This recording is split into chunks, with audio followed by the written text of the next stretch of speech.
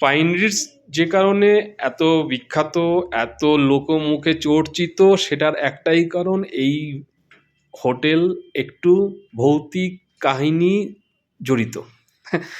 এইটা দেখে বিশ্বাস করা যাবে যে এই হোটেলটা কত পুরনো। এটা হচ্ছে একটা ফায়ার প্লেস, ঠিক বেডের খুব ক্লোজেই রয়েছে এই ফায়ার প্লেসটি। এই ফায়ার প্লেসটি বর্তমানে হয়তো ইউজ হয় না, দেখে মনে হচ্ছিল বেশ কিছু বছর আগেও হয়তো ইউজ হয়েছিল ফায়ার প্লেসটি। আর এই ফায়ার প্লেসের পরিবর্তে ওরা আমাকে যেটা প্রোভাইড করবে, ওরা একটা হিটার আমাকে প্রোভাইড করবে, যদিও সেটার জন্য আমাকে পে করতে হবে। আর তার উপরে রয়েছে একটা ব্রিটিশ শিল্পকর্মের ছোঁয়া, একটা অপূর্ব সুন্দর ছবি।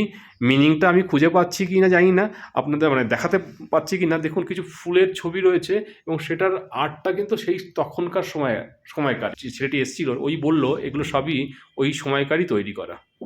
ঠিক আছে, দেখতে থাকুন।